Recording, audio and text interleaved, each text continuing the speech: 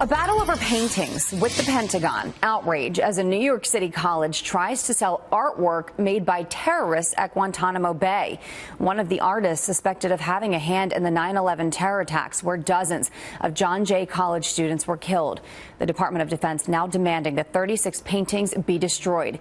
Joining us now is New York City Councilman and City University of New York adjunct professor Joe Borelli. Joe, thanks for joining us this morning. Listen, this is an exhibit started in October, goes through the end of January of 2018. When you heard that this was happening, what was your initial reaction? Well, I'm appalled. I mean, as someone who teaches at a CUNY institution, as someone who teaches and is proud of the fact they teach at a CUNY institution, I'm appalled. And frankly, I wouldn't feel comfortable teaching students at this school. Let's be clear.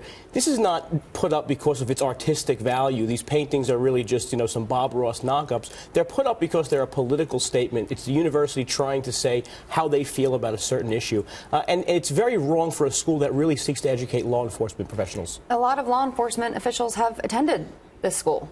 I mean, you look at the fact that there's 67 victims of 9/11, and they were students and faculty of that school.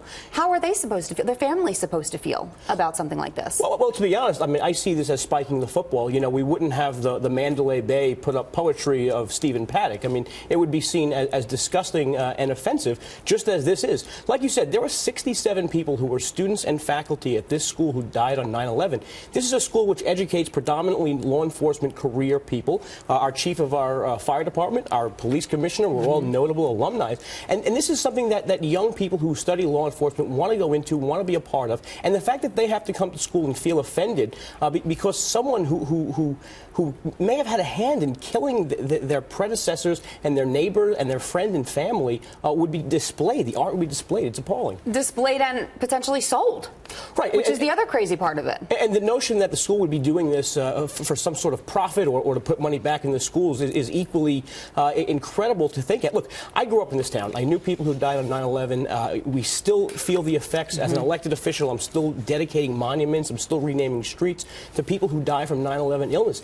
This is a very real thing for people in this part of the country. And to do this is just, it's offensive not only to their memory, but it's offensive to just the general decency of what a public education institution should be about. I want to get your take on this before we let you go, because hundreds of people have now signed a petition that a John Jay professor actually started online. And let's go ahead and pull that up, and I'll read you an excerpt here from this and get your take.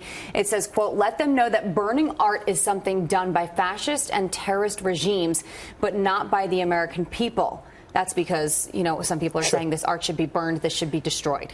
Look, this is not people, these aren't people who have specious relationships to 9/11. These are people who literally had a hand in killing the alumni and former faculty members of this school. But let's not forget, this is just a series of greatest hits from CUNY. We had the professor who tweeted about teaching dead cops. We had Brooklyn College last week who wouldn't let police officers use their restroom. We had another professor who said that having a white family was white supremacy.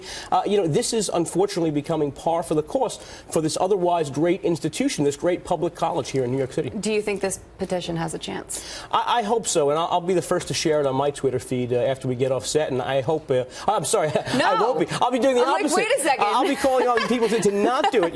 We'll be on my website, justborelli.com, doing a petition to get it removed. Good grief, thanks for correcting me. It's like, hold on a second, Joe, that's not what you just said. All right, thank you very much for joining us. Thank you, Joe. I really appreciate it.